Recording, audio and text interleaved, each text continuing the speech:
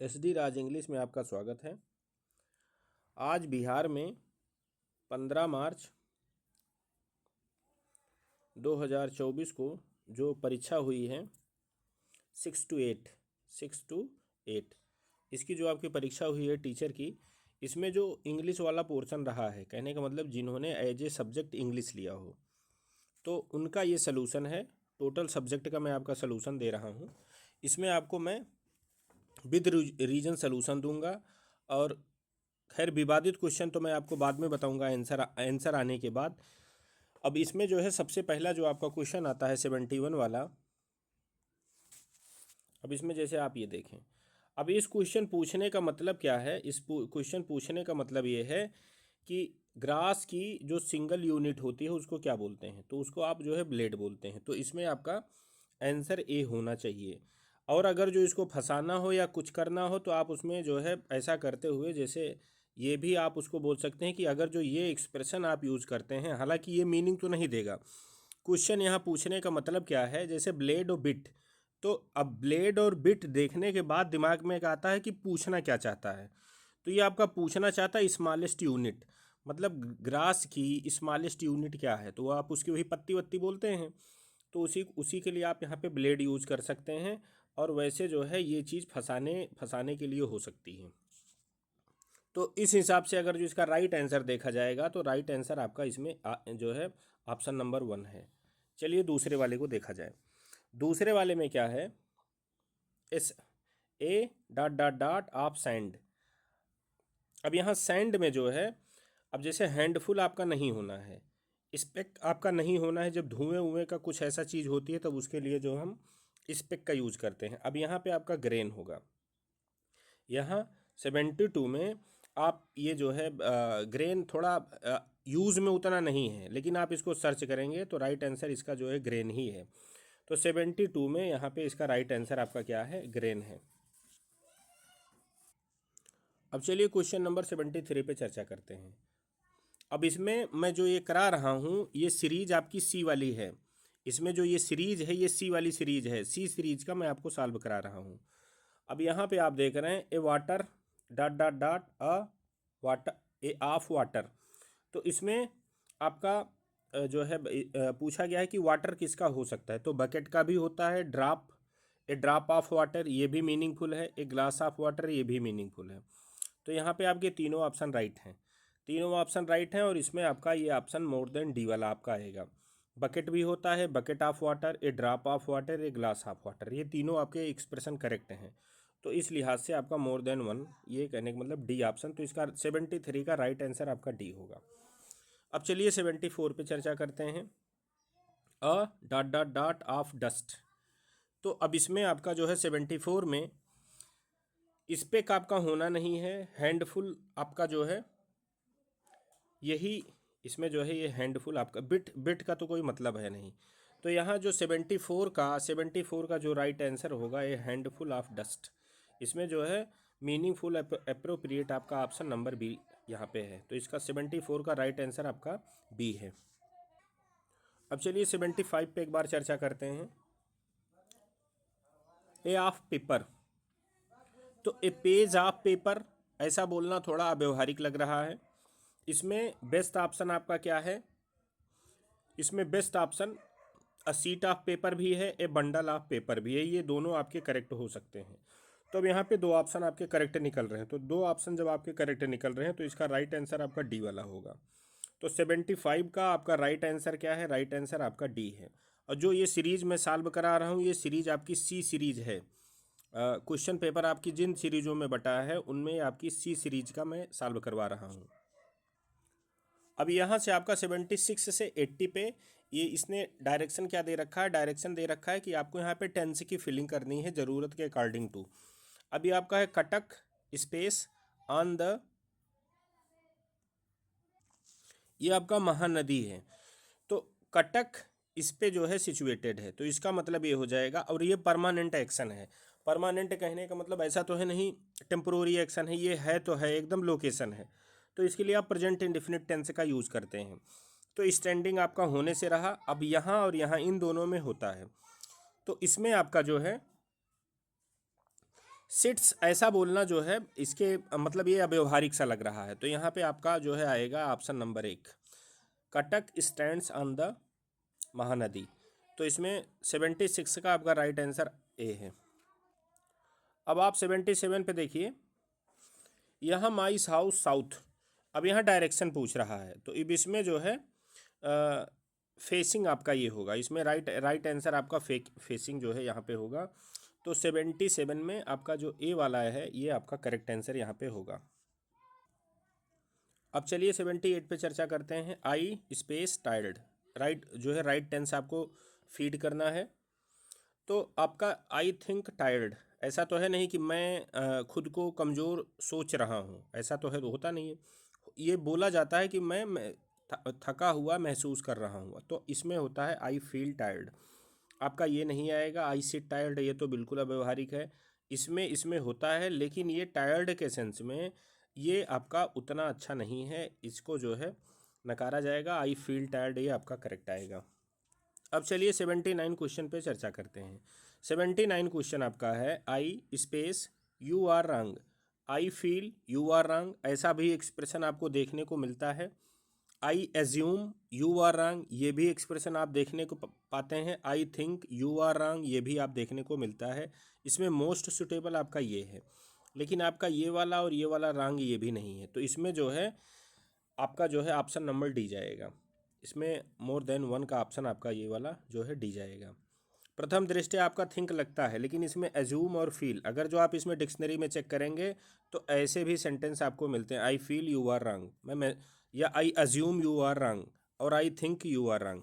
Most suitable ये है, लेकिन ये दोनों आपके रंग भी नहीं है, तो यहाँ पे मोर देन डी। अगर जो ये मोर देन वन न होता या मोर देन वन न होता तो आप इसमें थिंक को करेक्ट मानते, इन दोनों को छोड़ा जाता, लेकिन ऑप्शन में जब ये मौजूद है तो इसमें जो है ये करना आपके लिए बेहतर है। अब यहाँ ये देखिए, the road space from Cuttack to Kolkata. अब यहाँ आपको बताना है कि यहाँ आपके जैसे दो ऑप्शन आपके जो है मोस्ट सुटेबल हैं। पहला है आपका गोज और दूसरा आपका है रन्स। लीड करने के सेंस में, चलने के सेंस में, तो ये आपके दोनों यूज़ होते हैं। तो इसमें जाहिर सी बात है, जब दो ऑप्शन आपके करेक्ट हो रहे हैं तो संभावना आपकी डी की बनती है। तो 80 का राइट आंसर आपका मोर देन वन है। मोर देन वन आपका ये कटक ये आपका करेक्ट है। इसमें आपका गोज भी सही जाएगा, इसमें आपका ये रन्स भी करेक्ट जाएगा। अब यहाँ आपका जो 81 से स्टार्ट होता है 85 तक, इसमें पहले आप डायरेक्शन देखिए। डायरेक्शन में क्या है, आपको क्या करना है, डिनोटिंग कलेक्शन, कलेक्शन वाले वर्ड सुटेबल आपको जो है छांटने हैं। अब जैसे कीज़, कीज का जो कलेक्शन होता है उसको क्या बोलते हैं, जो कीज का कलेक्शन होता है आप उसको जो है बंच बोलते हैं। नंबर नहीं बोलेंगे, ग्रुप नहीं बोलेंगे, कीज के कलेक्शन को आपका बंच बोला जाता है। तो 81 का जो राइट आंसर होगा, राइट आंसर आपका जो है आ होगा। अब आप इस पर जो है 82 को देखिए। 82 में ये जो माउंटेन्स होते हैं इनके कलेक्शन को क्या बोलते हैं, आपको कलेक्शन ही छांटना है। तो जो 82 में आपका जो माउंटेन का कलेक्शन है, इसके लिए आप बंडल तो बोलेंगे नहीं, नंबर तो बोलेंगे नहीं, आपका यही चेन बचता है, यही यूज होता है। तो 82 में आप माउंटेन के कलेक्शन के लिए ये वाला यूज़ करेंगे। तो इस लिहाज से आपका देखा जाए तो 82 में बी आपका करेक्ट है। अब यहाँ हाउंड्स, इनका जो है कलेक्शन पूछा है कि हाउंड्स के कलेक्शन को आप क्या बोलेंगे। तो इसमें हाउंड्स के कलेक्शन को आप नंबर बोलते नहीं हैं, ग्रुप बोलते नहीं, इसमें इसको बोलते हैं पैक। तो यहाँ पे आपका जो है 83 है। 83 का राइट आंसर आपका 83 का राइट आंसर आपका ए है। चलिए 84 पे चर्चा करते हैं। ए ऑफ बीज, इसके कलेक्शन को क्या बोलते हैं। तो इसके कलेक्शन को आप जो है 84 में जो आपका कलेक्शन है, इसके कलेक्शन को आप स्वार्म भी बोलते हैं, आप जो है हीप भी बोलते हैं। इनके कलेक्शन को दोनों बोला जाता है। तो जो आपका 84 है, 84 का इस लिहाज से आपका जो है डी ऑप्शन आपका जो है करेक्ट माना जाएगा। ये ज़्यादा प्रचलित है, ये उतना कम प्रचलित है, लेकिन ये आपका रंग भी नहीं है। तो इसमें आपका यहाँ पे आपका डी ऑप्शन आएगा। अब यहाँ इस सीरीज में, कलेक्शन वाली सीरीज में, ये लास्ट क्वेश्चन कलेक्शन वाले का है। अब ये शिप्स का कलेक्शन पूछ रहा है कि इस शिप के कलेक्शन को आप क्या बोलेंगे। तो शिप के कलेक्शन को फ्लीट बोला जाता है। इसमें आप नंबर बोलेंगे नहीं, आपको ग्रुप बोलना नहीं है, इसके लिए सेट वर्ड है फ्लीट। तो 85 का इस लिहाज से आपका जो है बी वाला आंसर करेक्ट है। अब उसके बाद आपका 86 से 105 ये आपके पैसेज के हैं। तो पैसेज के आपके आंसर जो है वो वेराई करते हैं, उनका ग्रामेटिकल उससे कोई लेना देना नहीं है, आपको इसको समझना पड़ेगा, समझने के अकॉर्डिंग टू आंसर जो है आपको करना पड़ेगा। तो इसमें इसमें अनिश्चितता होने के कारण मैं इसको छोड़ रहा हूँ। 86 से 105 पैसेज वाले मैं पूरा स्किप कर रहा हूँ। अब उसके बाद जितने भी ग्रामेटिकल क्वेश्चन हैं मैं उन पे चर्चा करूँगा। तो चलिए सीधे 105 पर पहुँचते हैं हम लोग। देखिए 5 तक पैसेज था, 6 से अपने लोगों को चर्चा करनी है। अब यहाँ डायरेक्शन में आपको क्या दिया गया है, डायरेक्शन में आपको दिया है वन वर्ड एक्सप्रेशन। कहने का मतलब इसके लिए आपको वन वर्ड का एक्सप्रेशन देना पड़ेगा, और ये चल कहाँ से रहा, 106 से 112 तक। ये आपको इतने क्वेश्चन आपको वन वर्ड वाले हैं, तो हमको इंस्ट्रक्शन और डायरेक्शन पढ़ना भी बहुत ज़रूरी होता है। तो इसमें आप 106 में देख रहे हैं। अब ये वाला क्वेश्चन 106 वाला आपका बड़ा इंटरेस्टिंग है। One who knows many languages. तो इसमें जो है जो रटे रटाए सेंटेंस, जो रटा रटाया एकदम है, रटा रटाया कैच वाला, वो आपका लिंग्विस्ट है। इसके साथ साथ आपका ऑप्शन नंबर सी भी यहाँ पे करेक्ट है, पॉलीग्लॉट। पॉलीग्लॉट, अब जैसे यहाँ नोज मैनी लैंग्वेज, तो लैंग्वेज में जो आप इसके लिए जो एकदम जिसको जो है लैंग्वेज की जानकारी हो, जानकारी होने का मतलब उसको बोलते हैं लिंग्विस्ट। लेकिन पॉलीग्लॉट का मतलब क्या होता है, पॉलीग्लॉट का मतलब होता है जो लैंग्वेज को जानता हो, जो लैंग्वेज को यूज कर सकता हो, उसको राइट कर सकता हो। तो तीनों क्वालिटी इसमें आती है, जानना, राइट करना और उसमें जो है यूज़ करना, इसको पॉलीग्लॉट बोलते हैं। तो ये आपका क्वेश्चन विवादित हो सकता है। अब इसमें अगर जो हमारी मानी जाए तो इसमें राइट आंसर आपका डी होना चाहिए। रेफरेंस के लिए इसमें आप ऑक्सफोर्ड डिक्शनरी में आप इसको देख सकते हैं, यहाँ पे भी नोज वर्ड यूज़ हुआ है। आप ऐसा देखेंगे, नोज वर्ड जो कहने का मतलब लैंग्वेज की जानकारी है वो इसके पास भी है। तो आपका जो है यहाँ पे जो है हो सकता है बोर्ड प्रथम दृष्टया इसको माने, ये भी आपका गलत नहीं है। तो यहाँ पे जो आपका राइट आंसर होना चाहिए मेरे अकॉर्डिंग टू वो आपका डी होना चाहिए। अब चलिए 107 पे चर्चा करते हैं। हार्ड टू प्लीज़, इसके लिए वन वर्ड आपको बताना है, हार्ड टू प्लीज़। तो हार्ड टू प्लीज़ को जो है फास्टिडियस बोलते हैं। इकोसेंट्रिक आपका ये होगा नहीं, पेसिमिस्ट ये आपका होगा नहीं, आपका यही है हार्ड टू प्लीज़। अब चलिए नेक्स्ट क्वेश्चन देखते हैं। अब ये देखिए बड़ा ही चर्चित क्वेश्चन है, one who believes in existence of God. इसके लिए थीस्ट जो है टर्म यूज हुआ जाता है, सेंट उसको बोलते नहीं, एथीस्ट ऐसा कोई है ही नहीं। तो इसमें आपका राइट आंसर जो है 108 का राइट आंसर आपका ए वाला है। चलिए 109 पे चर्चा करते हैं। अब इसमें ये पूछा गया है, 109 में आपसे पूछा गया है, one who is indifferent to pleasure or pen.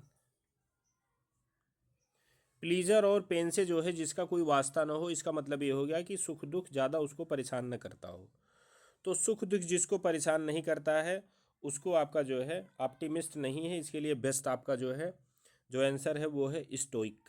ये आपका राइट आंसर है। मतलब सुख का भी उसके ऊपर ज़्यादा प्रभाव नहीं पड़ता है और दुख का भी ज़्यादा प्रभाव नहीं पड़ता है। कहने का मतलब ऐसा नहीं कि सुख आ जाए तो सुख में वो मतलब एकदम पागल हो जाए, और दुख आ जाए तो पता चला दुख में भी पागल हो जाए, ऐसी वो स्थिति नहीं है।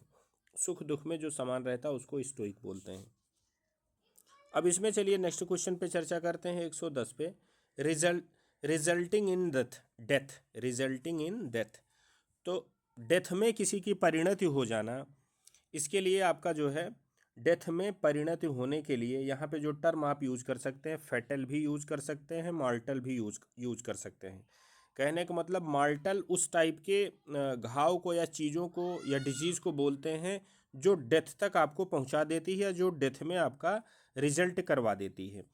तो यहाँ पे इसके लिहाज से आपका ऑप्शन नंबर आपका डी करेक्ट होना चाहिए। तो ये भी फैटल, ये तो चिर परिचित है, मार्टल भी यहाँ पे आपका राइट आंसर है। तो 110 में आपको जो है डी को चूज करना है।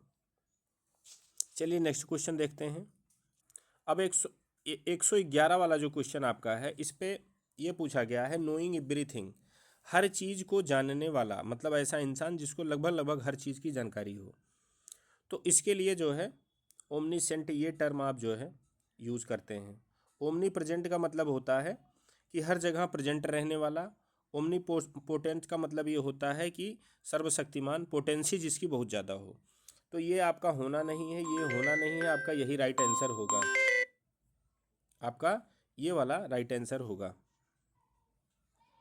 अब इसमें जो है one who lives on vegetables, इसका जो है आपको देखना है। तो वेजिटेबल पर जो लिव करता हो, कहने का मतलब जो वेजिटेबल खा करके ही अपना जीवन व्यतीत करता हो, या कहने का मतलब जो नॉनवेज यूज़ मत करता हो, तो उसको वेजिटेरियन बोलते हैं। तो यहाँ पे 112 में राइट आंसर आपका फर्स्ट है। अब 113 से आपका 113 से 117 तक ये एक्टिव पैसिव का आपका जो है खेल शुरू होता है। तो यहाँ पे आपका जो है एक्टिव में सेंटेंस दिए हैं, उनको आपको पैसिव में कन्वर्ट करना है।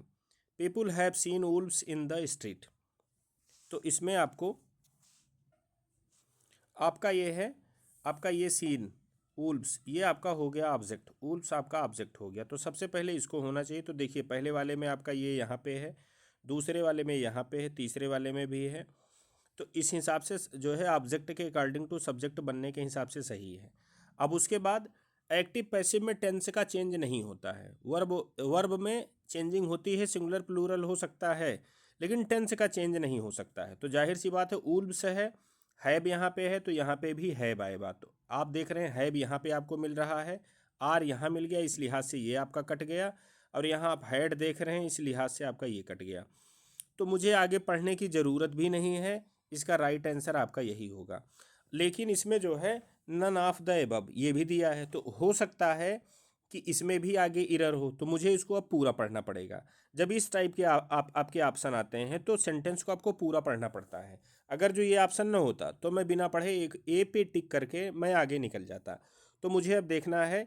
अब देखिए पैसिव वॉइस में क्या होता है, जहाँ भी कहीं आपको हैज़ मिले, हैव मिले या हैड मिले, इसके बाद अगर जो वर्ब लिखी है उनका पहली चीज़, अगर जो वर्ब नहीं लिखी है तो फिर उसका पैसिव नहीं बनना है। इसके बाद आएगी वर्ब तो थर्ड फॉर्म की ही आती है, ये भी डेढ़ से और आप हो जाइएगा। जब इसका पैसिव बनाना होता है, चाहे वो हैज हो, हैव हो, हैड हो, तो इसके बाद आप बीन अपनी तरफ से इंसर्ट करते हैं। तो यहाँ पे देखिए हमको बीन भी मिला है। इसके बाद वर्ब की थर्ड फॉर्म वो भी हमको मिल गई। इन द स्ट्रीट ये आपका एडवर्बियल का काम कर रहा है, कहने का मतलब in the street prepositional phrase यहाँ पे एडवर्ब फ्रेज का फंक्शन कर रहा है। तो इन द स्ट्रीट ये आपका जो है सेम एज इट इज़, इसमें कोई चेंजिंग नहीं होनी है, वो चीज़ आपकी यहाँ पे रख दी गई। अब ये बाई पीपल ये यहाँ पे नहीं लिखा गया है, क्योंकि जो इंडिफिनिट चीज़ें होती हैं उसको नहीं लिखा जाता है। तो इस लिहाज से आपका ऑप्शन नंबर ए यहाँ पे करेक्ट है। अब चलिए नेक्स्ट क्वेश्चन पे चर्चा करते हैं। They are repairing the bridge, आपका ये एक्टिव का सेंटेंस है, हमको इसको पैसिव में करना है, ये आपका ऑब्जेक्ट है। तो ब्रिज सबसे पहले होना चाहिए। तो आप देख रहे हैं द ब्रिज यहाँ पे मुझे मिला, द ब्रिज यहाँ पे मिला, द ब्रिज यहाँ पे मिला। फिर उसके बाद यहाँ पे वर्ब आपकी क्या है, आर है। तो ब्रिज आपका सिंगुलर है, तो इसके बाद मुझे इज मिलना चाहिए। देख रहे हैं इज आपका यहाँ मिला, इज आपका यहाँ मिला और इज यहाँ मिला, ठीक। अब उसके बाद आपको अगर जो कॉन्टीन्यूअस टेंस है, चाहे जिसका कॉन्टीन्यूअस हो, प्रेजेंट का हो, आपका पास्ट का हो, जब आप उसको पैसिव वॉइस बनाते हैं तो उसमें आप बीइंग जरूर इंसर्ट करते हैं। बीइंग आप इंसर्ट करते हैं और बीइंग इंसर्ट करने के बाद वर्ब की थर्ड फॉर्म लगाते हैं। तो आपको ये देखना है कि बीइंग किसके किसके पास है। तो पहली चीज़ आपका देख रहे हैं गेटिंग, यहाँ पे सीधे जो है इसमें जो है इन्होंने गेटिंग कर दिया है। तो पहली चीज़ तो ये ऑप्शन कट गया, बीइंग इस पर नहीं है। यहाँ पे भी आपको बीइंग नहीं मिल रहा है, ये ऑप्शन भी कट गया। बीइंग देखिए इनके पास है, तो इस हिसाब से आपका ये ऑप्शन सही होना चाहिए। लेकिन आप लास्ट में देख रहे हैं नन ऑफ द एबव भी दिया है, तो नन ऑफ द एबव होने के कारण मुझे पूरा पढ़ना पड़ेगा। तो क्या आगे वर्ब की थर्ड फॉर्म है, तो हाँ वर्ब की थर्ड फॉर्म है, इसी की थर्ड फॉर्म है। चलिए ये करेक्ट यहाँ तक हो गया। अब ये बाई देम आप ये सोचेंगे, लेकिन अभी हमने आपको बताया कि प्लूरल या इंडिफिनिट की जो चीज़ें होती हैं उसको हम नहीं लिखते हैं। तो यहाँ पे ये चीज़ नहीं होनी चाहिए। इस हिसाब से आपका ये 114 का सी एकदम करेक्ट है। चलिए नेक्स्ट क्वेश्चन पे चर्चा करते हैं। दे ब्रोक द विंडो, अब इसमें ये आपका हो गया ऑब्जेक्ट, ये तो सब्जेक्ट बनेगा। तो देखें विंडो आपका यहाँ पे है, विंडो आपका यहाँ पे है, विंडो यहाँ पे है। अब ब्रोक ये V2 है, वर्ब की सेकंड फॉर्म है। तो वर्ब की सेकंड फॉर्म बिना ऑक्सिलरी वर्ब के आपका जो है पैसिव बनेगा नहीं। तो अब ब्रोक है, इसका जो ऑक्सिलरी वर्ब आप या तो वाज यूज़ करेंगे या तो वर यूज़ करेंगे। विंडो सिंगुलर है तो वाज आएगा, तो आप देख रहे हैं वाज आपको यहाँ मिला, इज़ यहाँ पे मिल रहा है, तो ये तो बिल्कुल कट गया। अब यहाँ पे आप वाज देख रहे हैं, यहाँ पे भी सही हो सकता है, तो आपका एक ये सही हो सकता है, आपका एक ये सही हो सकता है। इसमें आपके दो सही हो सकते हैं। अब चलिए आगे बढ़ते हैं। अब थर्ड फार्म ये हमको यहाँ पे मिला, थर्ड फार्म यहाँ पे भी मिला। अब उसके बाद यहाँ पे क्या है, बाई समवन। तो पहली चीज़ तो ये by someone, by anyone, by plural जैसी चीज़ों को नहीं लिखा जाता है। दूसरी चीज़, अगर जो आपको लिखना भी है तो जो चीज़ बाई देम लिखा है, सॉरी बाई दे था, तो यहाँ पे आप बाई देम लिखे होते। आप यहाँ पे बाई समवन कर रहे हैं, इसलिए ये ऑप्शन पूरा कट गया आपका। अब इसमें आपका जो राइट आंसर होगा, राइट आंसर आपका यही ए होगा। ये आपका द बेस्ट है, क्योंकि प्लूरल की चीज़ों को लिखा नहीं जाता है, यहाँ पे लिखा भी नहीं गया है, और पैसिव वॉइस आपका बना भी है। तो इस हिसाब से आपका 115 में ऑप्शन नंबर ए करेक्ट है। अब चलिए इसके बाद जो है 116 को देखते हैं, इसको पैसिव बनाना है हमको। तो इसमें पैसिव बनाने में होता क्या है, आप देख रहे हैं हु डिड दिस। अब यहाँ जो आप डिड देख रहे हैं, ये ऑक्सिलरी वर्ब यहाँ पे नहीं है, ये आपकी मेन वर्ब है, और ये है क्या, वर्ब की सेकंड फॉर्म है। ये आपके क्वेश्चन आपने जब पढ़ा होगा तो दो टाइप के बनते हैं। एक क्वेश्चन ऐसे होते हैं जो WH वर्ड रहते हैं, उसके बाद कोई ऑक्सिलरी वर्ब रहती है, फिर सब्जेक्ट रहता है, तब आपकी मेन वर्ब रहती है। तो WH वर्ड तो आपको मिल गया, फिर WH वर्ड के बाद आपको ऑक्सिलरी वर्ब मिल गई, फिर जो है ये आपको दिस, ये आपको एज डिड का ऑब्जेक्ट है, ये सब्जेक्ट नहीं है। तो मुझे ये पता चला कि ये डायरेक्ट क्वेश्चन है। कहने का मतलब यहाँ जो WH वर्ड दिख रहा है यही सब्जेक्ट का भी काम कर रहा है, तो ये हो गया आपका सब्जेक्ट, ये हो गई आपकी वर्ब, ये हो गया आपका ऑब्जेक्ट। तो अब जब इसका आप क्वेश्चन बनाएंगे तो क्वेश्चन बनाने में नियमता तो इस दिस को सबसे पहले आना चाहिए, लेकिन आपको क्वेश्चन भी बनाना है, तो क्वेश्चन बनाने में आप WH वर्ड का यूज़ करते हैं। तो होता क्या है, जैसे ये हु है, ये सब्जेक्ट का काम करेगा तो लास्ट में ये चला जाएगा, आप इसको लास्ट में लाएंगे यहाँ पे। ये ऑब्जेक्ट है तो ये सबसे पहले आएगा, और बीच में ये वर्ब की सेकंड फॉर्म है, तो आप यहाँ पे या तो वाज यूज़ करेंगे या तो वर यूज़ करेंगे, और उसके बाद वर्ब की थर्ड फॉर्म आप यूज़ करेंगे। तो वाज वर, थर्ड फॉर्म आपका डिड है, तो डिड का आपका थर्ड फॉर्म जब ले जाएंगे तो डू से बना है, डू डिड डन, तो यहाँ पे आपका डन आएगा। तो अब आपको सर्च क्या करना है, सर्च यही करना है कि दिस यहाँ आना चाहिए, हु इधर जाना चाहिए, इधर आना चाहिए। तो लेकिन अब हु लास्ट में तो जाएगा नहीं, क्योंकि आपको क्वेश्चन बनाना, तो हु को फिर फ्रंट पे लाते हैं, हु को यहाँ पे फिर लाते हैं। तो इसमें दो कंडीशन होती है, या तो आप हु लिखेंगे तो ये बाई प्रीपोजिशन इसके पहले नहीं लिखेंगे, क्योंकि प्रीपोजिशन के बाद जो नाउन प्रोनाउन आते हैं वो हमेशा ऑब्जेक्टिव केस में ही होने चाहिए। तो आप देख रहे हैं ये ऑब्जेक्टिव केस में है, ये भी आपका ऑब्जेक्टिव केस में है, ये सब्जेक्टिव केस में है, इनको तो काट ही दीजिए। अब ये इन्हीं दो पे हम चर्चा करते हैं। By home, by home. अब बाई होम के बाद हमने क्या बताया था, ये आपका जो है कहने का मतलब WH वर्ड आपका आ जाएगा। तो हमने आपको बताया था कि क्वेश्चन बनाने में इस टाइप के जो डायरेक्ट क्वेश्चन होते हैं, इसमें आप क्या करते हैं, बाई होम पहले आप लगाते हैं, फिर उसके बाद आप ऑक्सिलरी वर्ब लगाते हैं। भाई क्वेश्चन बना रहे हैं तो क्वेश्चन में सब्जेक्ट से पहले ऑक्सिलरी वर्ब आती है, तो यहाँ पे वाज आ रहा है, तब ये सब्जेक्ट आपका, ये इनडायरेक्ट का सब्जेक्ट ये होगा। ये गलत इसलिए है क्योंकि यहाँ पे ऑक्सिलरी वर्ब आपकी इधर लगी है, सब्जेक्ट के बाद लगी है, तो ये इस लिहाज से आपका गलत हो जाएगा। तो यहाँ वाज आपको मिल रहा है दिस, और ये लास्ट में देख रहे हैं वर्ब की थर्ड फॉर्म। तो इसमें जो राइट आंसर है आपका, राइट आंसर 116 का बी है। अब चलिए 117 पे जो है चर्चा की जाए। अब 17 में आपका क्या है, the peon open the gate, ये आपका ऑब्जेक्ट हो गया, तो ये सबसे पहले आएगा। तो सबसे पहले आएगा तो बाई बाई होम तो ये तो आना नहीं, इनको आप सीधे से इसे कट कर दीजिए। गेट, गेट देखिए यहाँ पे लिखा है, हेड वेड यहाँ पे आ गया। भाई ये असर्टिव सेंटेंस है तो इसका आप क्वेश्चन क्यों बना रहे हैं, तो इनको भी काट दो, ये भी बेकार से हैं। तो अब इसमें लास्ट ऑप्शन आपका यही बचा है, इसी पे आपको चर्चा कर लेनी है। चर्चा क्यों कर लेनी है, क्योंकि लास्ट में आप देख रहे हैं नन ऑफ द एबव आपका लिखा है। तो अब आप गेट के बाद क्या देखेंगे, अब देखेंगे ओपेंड, वर्ब की सेकंड फॉर्म है, तो गेट सिंगुलर है तो जाहिर सी बात है इसके लिए ऑक्सिलरी वर्ब वाज आएगा, वाज भी आपको मिल रहा है। ओपेंड वर्ब की थर्ड फॉर्म भी आपको यहाँ पे मिल रही है। अब उसके बाद पियन, ये सिंगुलर है तो जाहिर सी बात है अब इसको लिखेंगे बाई पियन, ये आपका करेक्ट है। तो इस लिहाज से 117 में कोई कमी नहीं है, 117 ही इसका राइट आंसर है। अब डायरेक्ट वो एक्टिव पैसिव का आपका जो है ख़त्म हो चुका है। अब 118 से 125 तक ये आपके प्रीपोजिशन वाले सेगमेंट शुरू हो जाते हैं। तो प्रीपोजिशन वाले सेगमेंट में प्रीपोजिशन की हमको यहाँ से फिलिंग स्टार्ट करनी है। ही डाइड ऑफ, तो यहाँ पे आपका ऑफ प्रीपोजिशन यहाँ पे करेक्ट होगा। थ्रू आना नहीं है, इन आना नहीं है, आपका राइट आंसर यहाँ पे ये है। अब 119 में आपको देखना है he is looking a thing, तो लुकिंग फॉर ये आपका जो है राइट आपका ये जो है ये चीज़ आएगा।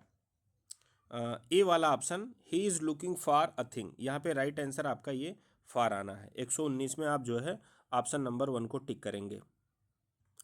अब चलिए 120 पे चर्चा करते हैं। There is a cow field, तो यहाँ आपको जो है यहाँ पे आपको इन भरना है, क्योंकि फील्ड ऐसे होती है तो फील्ड के अंदर है, तो एक दायरे के अंदर जब कोई चीज़ होती है तो आप वहाँ पे इनका यूज़ करते हैं। There is a cow in the field, समझ रहे हैं। अब इस नेक्स्ट क्वेश्चन पे इसके बाद चर्चा किया जाता है। अब यहाँ पे आप देखें passengers should be time for their train, तो अब होता क्या है पहले आप इसको समझिए। पैसेंजर को ट्रेन के लिए समय पर होना चाहिए, एग्जैक्ट एकदम टाइम, तो एग्जैक्ट टाइम पे भी हो सकता है और आप समय से पहले भी हो सकते हैं कि पैसेंजर्स को जो निर्धारित समय है, जब निर्धारित समय पर आप पहुंचेंगे तभी तो ट्रेन पकड़ पाएंगे, तो पहले भी पहुंच जाना वो बेहतर होता है। तो यहाँ पे दोनों सेंस के अकॉर्डिंग टू आपका करेक्ट है। Passengers should be in time for their train, मतलब जो निर्धारित समय है उसके पहले आपको ट्रेन पे पहुंच जाना है, तो उस लिहाज से आपका इन भी करेक्ट है, आन भी करेक्ट है। तो यहाँ आपका ऑप्शन नंबर डी होगा, more than one of the above. यहाँ पे आपका 121 में आप डी को टिक करेंगे। अब चलिए 122 पे चर्चा करते हैं। 122 में है आई एम सॉरी, यहाँ पे आपका क्या है आई एम सॉरी। अब इसमें सॉरी में आप जो है I am sorry for getting the tickets, अब ये आप देख रहे हैं लास्ट में आपका आईएनजी फॉर्म है, कहने का मतलब वर्ब से आप इसको बनाए हैं। तो यहाँ पे आप जो है ए भी ऑप्शन नंबर यूज कर सकते हैं, सी भी आपका यूज कर सकते हैं, यहाँ पे दोनों इक्वली करेक्ट है। सारी फॉर समथिंग होता, सारी फॉर डूइंग समथिंग होता है आपका, सारी अबाउट डूइंग समथिंग होता है। तो यहाँ पे आपका फॉर भी करेक्ट है, यहाँ पे आपका अबाउट भी करेक्ट है, तो इस लिहाज से आपका ऑप्शन नंबर यहाँ पे डी करेक्ट होगा। आप इसमें 122 में डी को करेक्ट करेंगे। अब चलिए 123 पे चर्चा करते हैं। कुड यू ट्रांसलेट दिस, अब ये तो फिक्स है, इसमें आप जो है इनटू करेंगे। Could you translate this into Greek for me, अब यहाँ पे आपका इनटू आपका आएगा। 124 पे जो है चर्चा किया जाए। Try to be polite uncle Richard for once, अब यहाँ पे आपका ये आपका जो है पोलाइट के बाद आप टू यूज़ करते हैं, टू आपका ये सही है। विद आपका यूज़ नहीं होता, ये इनकरेक्ट है आपका, ये भी आपका इनकरेक्ट है।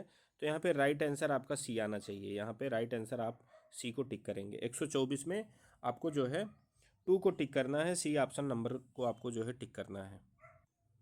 नेक्स्ट पे चर्चा किया जाए 125 पे। 125 में आप देख रहे हैं there is a mistake page 120, तो जैसे मान लीजिए ये पेज है, किताब के परिप्रेक्ष्य में जब आप बातचीत करेंगे तो किताब के परिप्रेक्ष्य में बात करेंगे, तो यहाँ दिया है 125 पेज पर गलती है, तो ऐसी सिचुएशन पर आप आन का यूज़ करते हैं। और पेज के रिगार्डिंग आप एट का भी यूज़ करते हैं, लेकिन कब, जब पर्टिकुलर इसी एक ही पेज की बात हो, एक ही पेज की बात हो और उस पर यह बताया जाए कि जैसे there is a point at the top of the page, तो मतलब पेज के टॉप पर, पेज के बॉटम पर, पेज के साइड पर, मतलब पेज के अंदर ही कोई लोकेशन बतानी हो, तब आप उसके लिए एट का यूज़ करते हैं। लेकिन आन का यूज़ तब करेंगे बुक के रिगार्डिंग। तो यहाँ आपका जो है बुक के रिगार्डिंग बात हो रही है, यहाँ पे आपका राइट आंसर आपका 125 में ए होगा। राइट आंसर आप यहाँ पे राइट ऑप्शन आपका यहाँ पे 125 में ऑप्शन नंबर ए होगा। चलिए नेक्स्ट क्वेश्चन पे चर्चा किया जाए। अब डायरेक्शन पढ़िए 126 से 130 के बीच में आपको करना क्या है, आइडोमेटिक यूजेज आपको जो है इनके अकॉर्डिंग टू आपको आंसर करना है। अब आप यहाँ पे देखिए what is the meaning of blow out. Blow out का अब इनमें से आपको आइडेमेटिक जो है मीनिंग निकालनी है। तो ब्लो आउट का मतलब ये होता है आपका कि आप एक्सटिंग्विश आप ये भी करते हैं, और ब्लो आउट का मतलब होता है आपका पुट आउट, आप इसको भी करते हैं। तो यहाँ पे आपका ये दोनों ही ऑप्शन आपका करेक्ट है, इस लिहाज से यहाँ पे आपका ऑप्शन नंबर डी यहाँ पे करेक्ट होना चाहिए। अब चलिए 127 पे चर्चा करते हैं। What is the meaning of bring out. Bring out का मतलब यहाँ पे पब्लिश होता है, ये यहाँ पे आपका ऑप्शन करेक्ट है। 128 पे चलिए चर्चा करते हैं। What is the meaning of look after. Look after में यहाँ आप ये देखेंगे टेक केयर ऑफ, देखभाल करना, टेक केयर ऑफ, यहाँ पे आपका ऑप्शन नंबर 128 में ऑप्शन नंबर सी करेक्ट है। 129 पे चलिए चर्चा किया जाए। 129 में what is the meaning of turn out. Turn out, ये क्वेश्चन आपका, टर्न आउट का मतलब आप देखेंगे प्रोड्यूस भी होता है, टर्न आउट का मतलब आपका हैपन भी होता है, टर्न आउट का मतलब होता है प्रूव टू बी। तो यहाँ इस लिहाज से आपका ऑप्शन नंबर डी करेक्ट होगा, यहाँ पे ये वाला ऑप्शन आपका करेक्ट है। अब यहाँ आप देख रहे हैं डू अवे विद। तो डू अवे विद का मतलब यहाँ पे एबॉलिश से है, आप इसमें इसलिए जो है आपका 130 में ऑप्शन नंबर ए यहाँ पे करेक्ट होगा, यही राइट आंसर इसका होगा। अब यहाँ से आप देख रहे हैं 131 से 135 तक करना है आपको क्या है, choose the most appropriate meaning of the following phrases.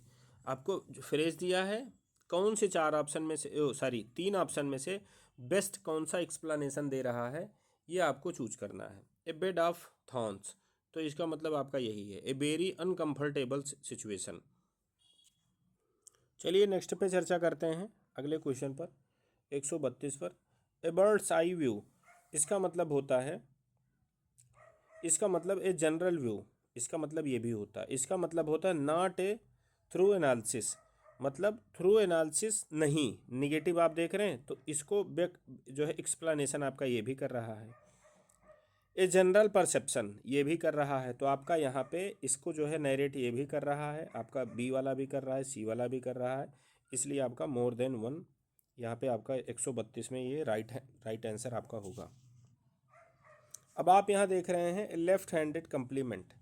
Left handed complement, अब इसमें not a good complement. Left handed complement का मतलब ये होता है कि आप कम्प्लीमेंट दे रहे हैं लेकिन वो प्रेजिंग के सेंस में नहीं होता है, वो आपको जो है ऊपर उठाने के सेंस में नहीं होता है। तो नॉट ए गुड कम्प्लीमेंट ये भी इसको एक्सप्लेन कर रहा है, बी वाला भी आपको इसका जो है ये एक्सप्लेन कर रहा है, और यहाँ पे आपका सी वाला भी इसको जो है एक्सप्लेन कर रहा है। तो इस लिहाज से आपका ये ऑप्शन नंबर डी यहाँ पे राइट आंसर होगा।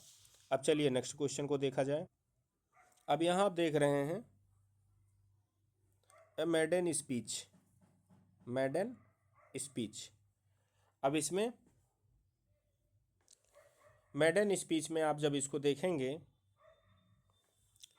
First speech of A newly elected member. अब ये आप इसको उतना नहीं मान सकते हैं, लेकिन फर्स्ट स्पीच आप पब्लिक फिगर एक ये भी है, spoken for the first time आपका ये एक भी है, बेस्ट आपका यहाँ पे बी है। अब ये बोर्ड के ऊपर निर्धारित करता है बोर्ड का व्यू क्या है, और अगर जो सही देखा जाए तो इसमें ऑप्शन नंबर आपका डी होना चाहिए। बोर्ड डी मानता है बेहतर है, अगर जो बी को मानता है, या अगर जो दूसरे किसी ऑप्शन को मानता है, सी को छोड़ देता है, या सी को मानता है बी को छोड़ देता है, तो ये क्वेश्चन आपका विवादित पक्का होगा। इसका बेस्ट सलूशन क्या है, आप इसको डी वाले को मानेंगे। अब आपका ए रेड लेटर डे, इसका मतलब होता है इम्पॉर्टेंट डे। उसके बाद आप इसका जो है ये वाला भी सी वाला ऑप्शन भी इसको बेस्ट नरेट कर रहा है, a significant day in the life of a person and also nation. A वाला भी इसको बेस्ट एक्सप्लेनेशन दे रहा है, सी वाला भी दे रहा है, इस लिहाज से आपका ये ऑप्शन नंबर डी यहाँ पे राइट आंसर होगा। अब यहाँ 136 से 145 के बीच में आपको जो है फ्रेजल वर्ब चूज करना है। अच्छा, इंस्ट्रक्शन को ध्यान से इसलिए पढ़ना चाहिए क्योंकि चूज द करेक्ट, और हो सकता है यहीं पे इनकरेक्ट लिखा हो, तो इंस्ट्रक्शन को हल्के में नहीं लेना चाहिए। चारों ऑप्शन में आपको करेक्ट को चूज करना है। जैसे गिव अवे, तो गिव अवे का मतलब होता है गिव टू समवन, ये भी आपका होता है, गिव टू एनी वन, ये भी आपका होता है। अबांडन, बहुचर्चित ये है, सबसे ज़्यादा प्रचलित मीनिंग इसकी ये है, लेकिन ये भी डिक्शनरी में आपको मिलेगी, ये भी मिलेगी, तो इस लिहाज से आपका ऑप्शन नंबर डी यहाँ पे करेक्ट होना चाहिए। अब चलिए नेक्स्ट क्वेश्चन पे चर्चा किया जाए। बारगेन फॉर, बारगेन फॉर का मतलब निगोशिएट, यही आपका बारगेन फॉर का मतलब यहाँ पे निगोशिएट होता है। अब नेक्स्ट क्वेश्चन पे चर्चा करते हैं 138 पे।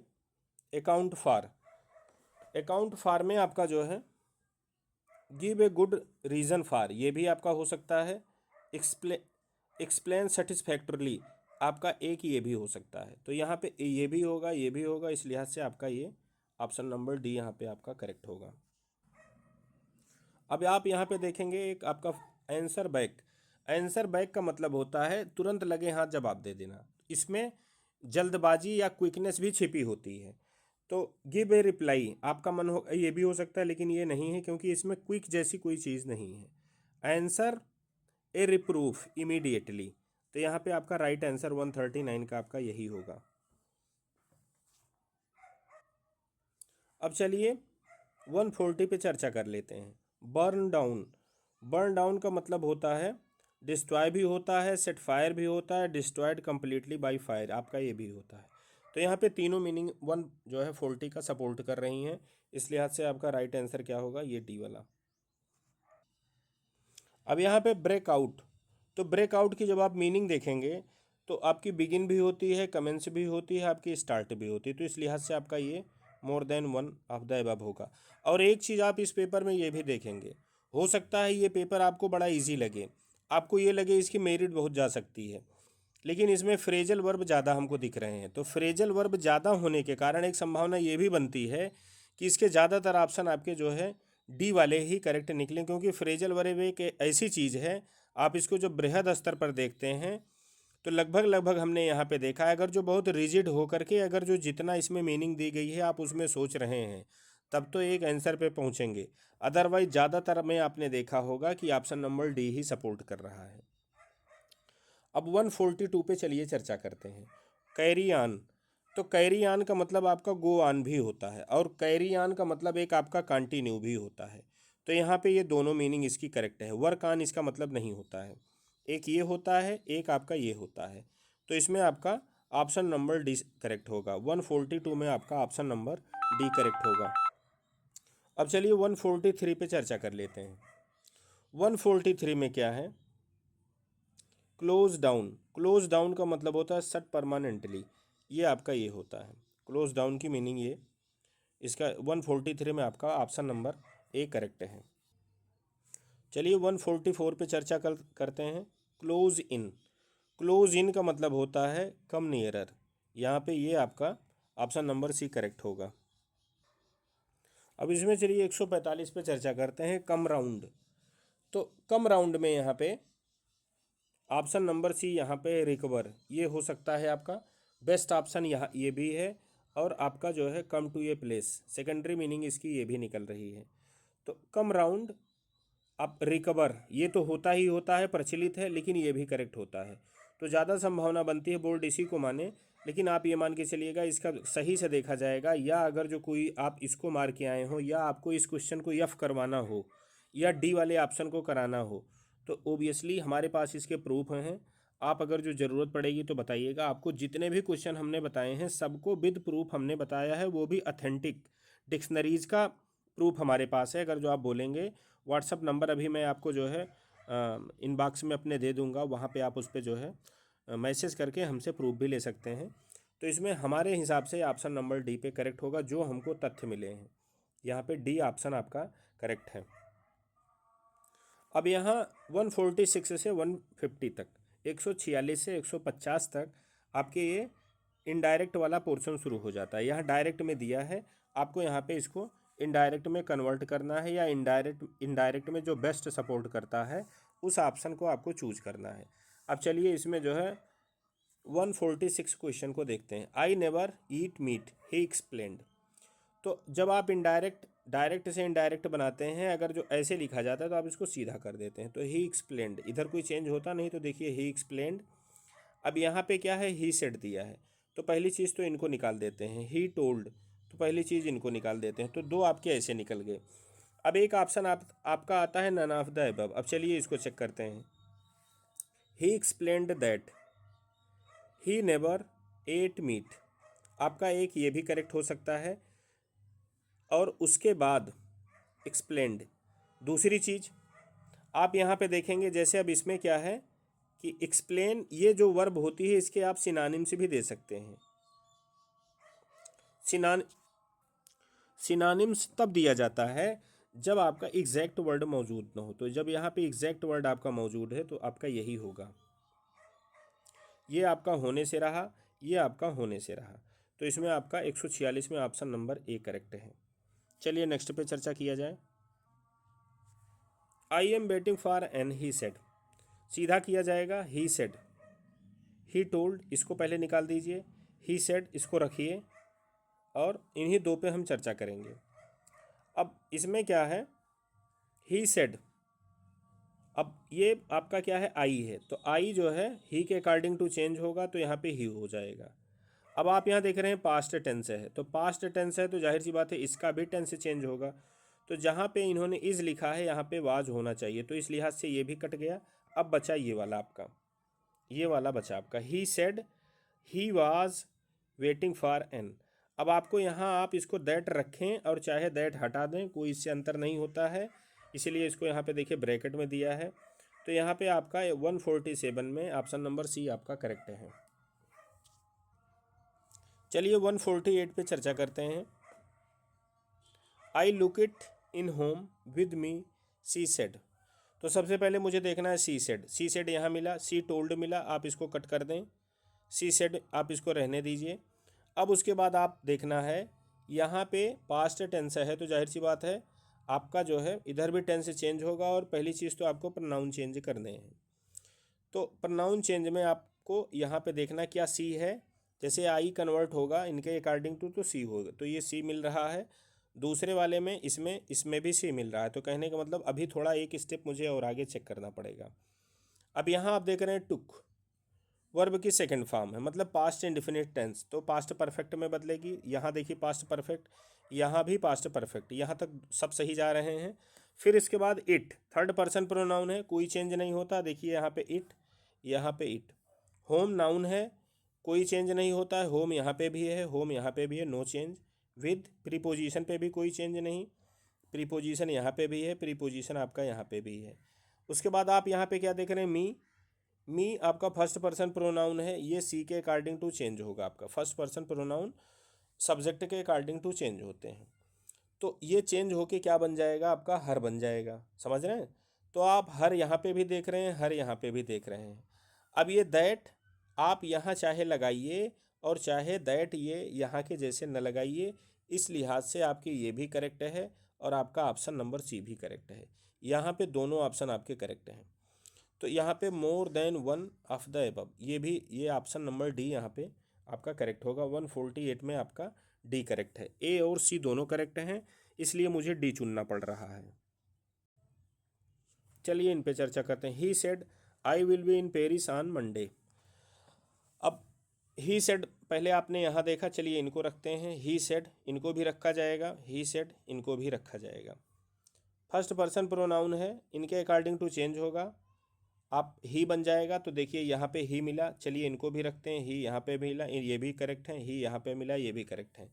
अब उसके बाद ही है, तो अब यहाँ पे आई के साथ विल है, तो विल का पास्ट क्या होगा, वुड। तो वुड आपको यहाँ पे मिल रहा है, शुड यहाँ पे मिला, आप इनको काट दीजिए, इनको कट कर दीजिए। ऐसे नहीं, ये समझिए बाहर हो गए क्राइटेरिया से। ही सेल, ये भी क्राइटेरिया से बाहर हो गए। तो अब यहाँ से दो ऑप्शन आपके सामने ख़त्म हो गए, सिर्फ एक ऑप्शन आपका बचा। अब नन ऑफ द एबव है, तो मुझे इसको फाइनल लास्ट तक चेक करना पड़ेगा। तो बिल का पास्ट आपका वुड हो गया, बी में कोई चेंजिंग नहीं होता है, यहाँ पे भी इन पेरिस यहाँ पे भी है, be in Paris on Monday आपका यहाँ पे भी है। तो आपका ये 149 का ऑप्शन नंबर ए आपका करेक्ट होगा। अब यहाँ पे 150 पे चर्चा किया जाए। He said